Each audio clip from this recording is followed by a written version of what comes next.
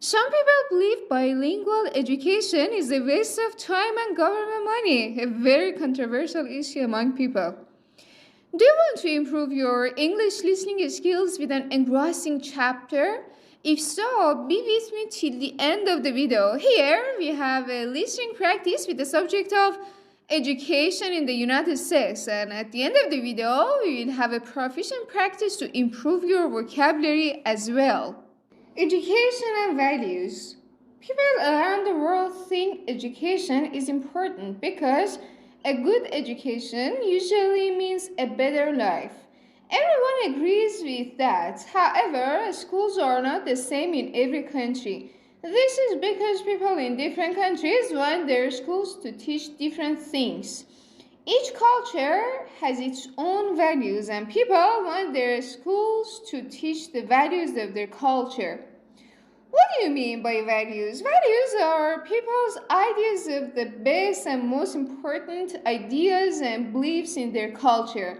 For example, your culture may value hard work. That means that people in your culture may respect hard work more than many other qualities. Maybe religion is the most important value, or perhaps art and creativity, or money and material possessions.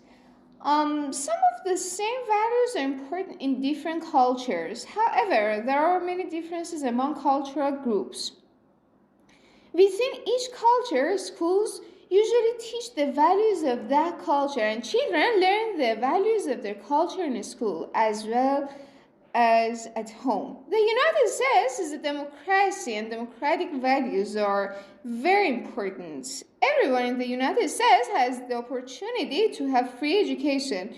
Local, state, and federal governments pay for the public schools, and everyone, rich or poor, can go to school. There are also many private schools. People in private schools have to pay their own educational costs because the state doesn't pay for private education. Some people say that American schools try to do too much for too many people. They say it is impossible to give a good education to everyone. They think the American educational system should try to educate only the most intelligent people in the society instead of trying to educate everyone. However, in a democracy, it is important for everyone to have an education because citizens in a democracy have to choose the government's leaders. They have to be able to understand ideas and issues clearly to make these choices. So they need a good education to be good citizens. The educational system in the United States. Elementary school. Most children in the United States start school when they are 5 years old. They go to kindergarten for a year and then start first grade when they are 6. The first school is called elementary school or grade school. American children learn to read and write when they are in first and second grade.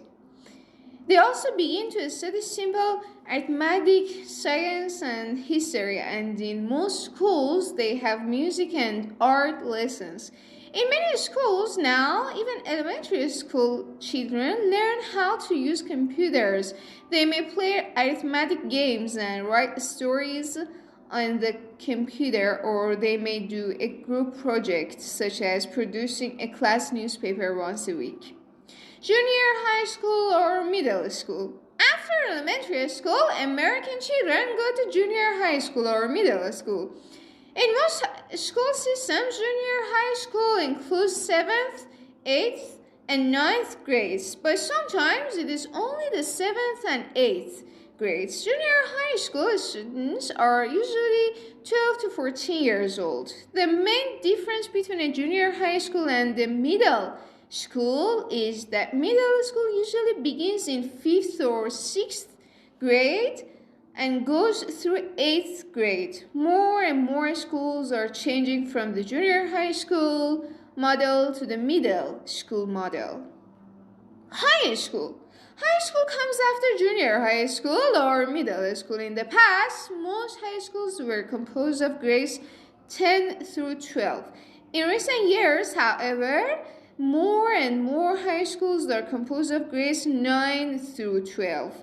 Students usually graduate from high school when they are 17 or 18. There are different kinds of high schools to meet the special needs and interests of the students. Some schools prepare students to go to college, and they are known as college preparatory high schools. Other high schools prepare students for various kinds of work, and they are known as occasional high schools. Many high schools have both college preparatory courses and occasional courses. Some states are experimenting with theme high schools for example, environmental studies, performing and visual arts, for example, music, drama, dance, art, computer science, mathematics, and science, and law. Theme schools allow students to explore their special interests and possibly decide on a career or profession to study in the future. For example, a student interested in law might go to a theme high school specializing in law. She would take a full range of courses, but part of the content of the courses would relate to law and law enforcement in society in some way.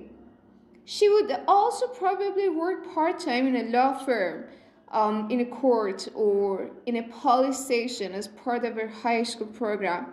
In this way, she could find out about the many different career opportunities in law, something about the requirements for these careers, and she could decide if she would enjoy going and to study more in a particular area after high school. On the other hand, if she discovered that she didn't want to pursue a career in this area, she could change and study a different field in college. More and more American high schools are trying to give students both academic courses and practical work experience at the same time. Many schools require students to do some sort of community service, for example, tutoring of younger children or working in a library or a senior citizen center. They usually do not get paid for this service, but they get some work experience and they make a contribution to their communities. Higher education. When students graduate from high school, they may go on to a vocational school, college, or university. There are more than 3,000 colleges and universities in the United States. Some private colleges and universities are very expensive, but most state universities cost less. Financial aid, for example, money from the government and the scholarships are often available to help students pay at least part of their tuition. Some form of higher education is available to every high school graduate. If you have enjoyed till here, like this video. Okay, go on. Issues in American education, bilingual education. The United States is a country of immigrants who come from all over the world and speak many different languages. In the past, new immigrants had a hard time in American schools, and many of them became discouraged and dropped out of school because they couldn't understand their schoolwork in English. They were then not able to get good jobs because they didn't have a good education. To help these new immigrants, many schools in the United States developed bilingual programs. If a school had a lot of Spanish-speaking students, it might have a bilingual program where the Spanish-speaking students would study their subjects in both English and Spanish. A school with a large Chinese population might have an English-Chinese bilingual program. Students in bilingual programs are able to continue their general education and learn English at the same time. After a period of time, when they have learned enough English, they can take all their classes in English with other students.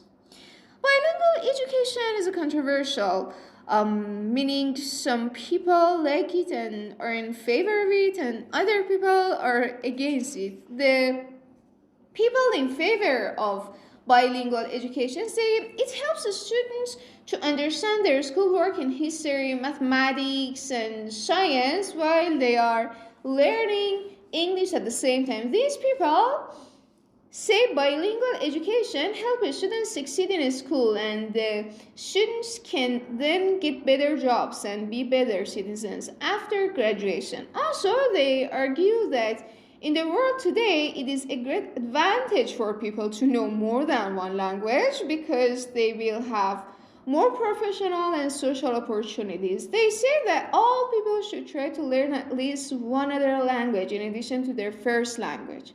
And that in most countries around the world, people try to learn two or more languages as well.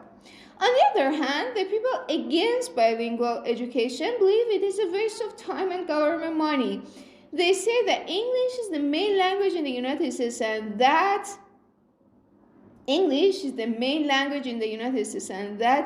everyone living in the United States should learn English as quickly as possible. They believe that bilingual education is too expensive and that the government should put bilingual education money into more programs to teach new immigrants English. Also, they point out that the government cannot afford to provide bilingual education for all immigrants because there are too many different languages and it would be impossible to have a bilingual program for every language. Therefore, they say it is not fair to provide bilingual education for some immigrants and not for others. The issue of bilingual education usually gets more attention when the economy is slow or not growing and the government doesn't have enough money to pay for all the programs that people want. Then people disagree about how the limited money should be spent. In conclusion, everyone has an opinion about bilingual education, but no one knows the best answer for sure because it is a very complicated issue with many sides to it.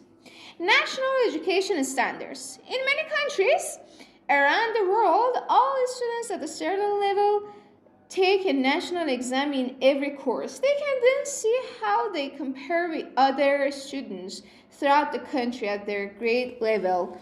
Teachers can also look at their students' results and see how they are doing compared to other students. Although there are some problems with national exams, they help make the standards clear and fair for everyone. In the United States, education is controlled by each state instead of by the national federal government.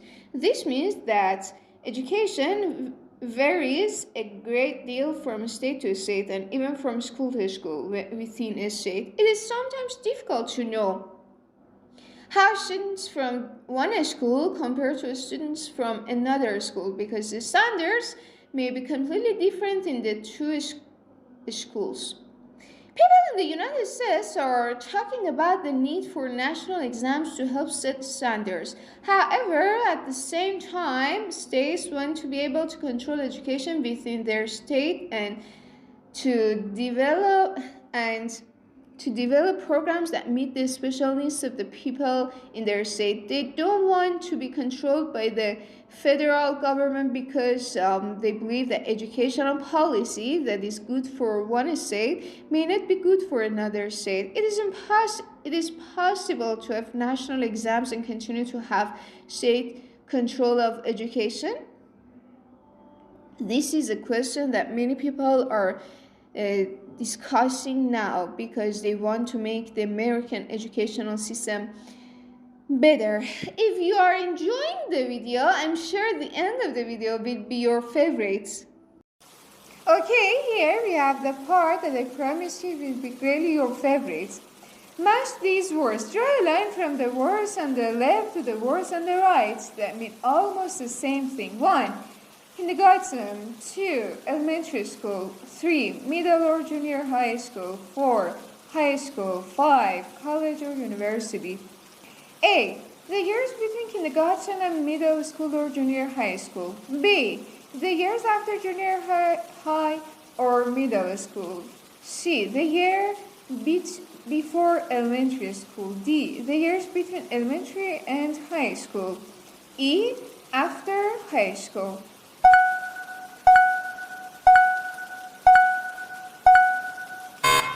Okay, 1. Kindergarten. It's C. The year before elementary school. 2.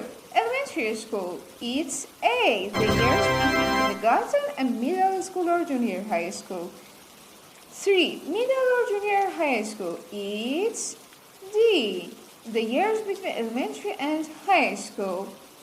And 4. High school, it's B, the years after junior high or middle school. And the last one, 5. College or university, it's E, after high school. I want you to tell me your idea. Do you think bilingual education is whether good or bad?